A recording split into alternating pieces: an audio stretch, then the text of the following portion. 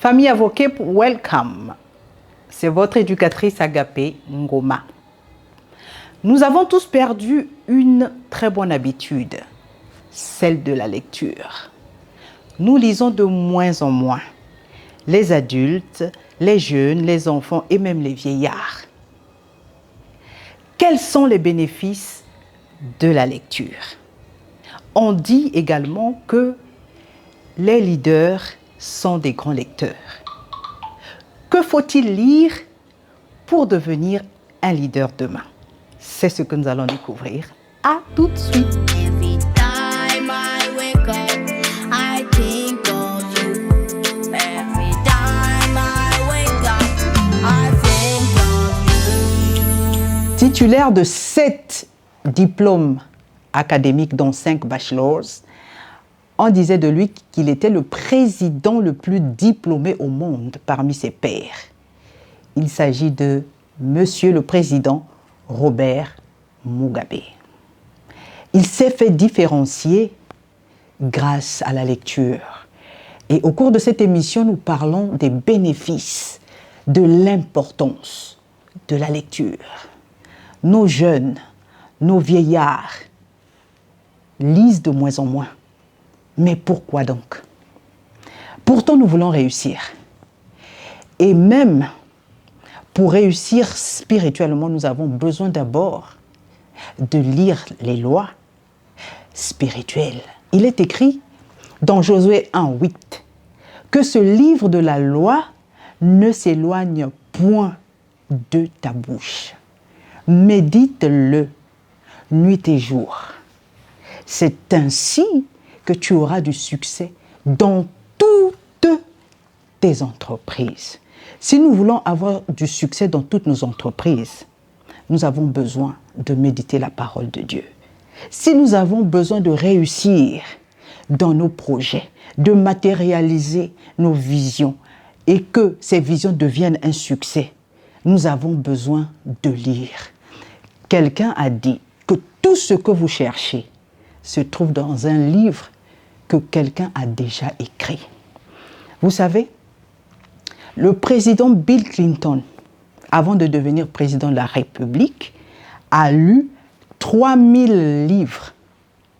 Donc, il était en avance sur le temps par rapport aux gens de sa génération. Et le président Barack Obama, malgré le fait qu'il était président, lisait au moins pendant 1 heure par jour. Alors, est-ce que vous lisez? Quel est le dernier livre que vous avez lu? Ou encore, quel est le livre que vous êtes en train de lire en ce moment? On dit que les leaders sont des lecteurs. Vous voulez être un leader dans n'importe quel domaine? Soyez un lecteur. Nul n'est censé ignorer la loi, dit-on. Pourtant, dans notre société, nous avons beaucoup des hors-la-loi. Et d'après mes analyses, je pense que si nous avons beaucoup des hors-la-loi dans la société, c'est parce que nous ne lisons pas suffisamment. Nous préférons que d'autres personnes lisent à notre place. S'il vous plaît, mettons-nous à lire afin d'éviter d'avoir des accrochages avec la loi. À très vite. Merci. Apprenons à nos enfants à lire. Avec l'arrivée des nouvelles technologies, nous avons perdu l'habitude d'aller à la bibliothèque. Nous avons des bibliothèques virtuelles, certes, mais est-ce que nous lisons vraiment ces livres jusqu'au bout? Nous pouvons commencer la lecture, mais au bout de 5 pages, nous laissons tomber. Nous allons regarder quelque chose qui nous fait rire sur Facebook ou même sur YouTube. C'est vrai que nous avons des nouvelles technologies, mais nous pouvons les utiliser à bon escient. Vous pouvez passer 1 heure devant votre téléphone portable ou sur Internet en train de lire quelque chose qui va changer la vie de votre famille.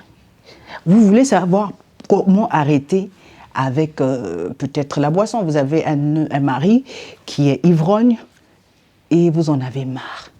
Allez lire. Il ne suffit pas de faire du bruit pour dire mon mari, il est ivrogne et tout. Il y a quelque chose que vous devez faire, c'est avoir la connaissance. La lecture nous donne la connaissance qu'il faut. Et les Américains disent « knowledge is power ». La connaissance est en elle-même puissance. Mon peuple périt faute de connaissance. Où avoir cette connaissance? C'est dans un bouquin que quelqu'un a écrit. Et pour nous qui sommes des enfants de Dieu, la connaissance se trouve dans la parole de Dieu. Peu importe le domaine où vous avez besoin d'une solution, ça se trouve dans la parole de Dieu. Vous voulez être un crack dans votre domaine, lisez. Et je termine en vous parlant de Benjamin Carson. C'est un Américain, neurochirurgien, le premier noir à avoir séparé des Siamois. Un noir. On disait de lui qu'il était le dernier de la classe. Mais grâce à sa mère, il a découvert le goût de la lecture, le secret qui se cache dans la lecture.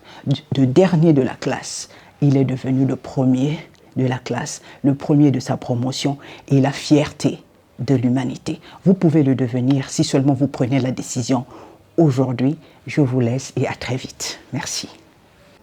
Eh oui, famille Avocep. Lire ouvre l'esprit. Lire de l'ignorance nous délivre. Lire nous rend riches. Vous voulez être influent? Vous voulez être puissant? Lisez. Napoléon Hill a dit « Think and grow rich ». Moi, je dis « Read and grow rich ». À très vite. Je suis en train de lire « Comment parler en public ». Je vous recommande ce livre. Il est très puissant.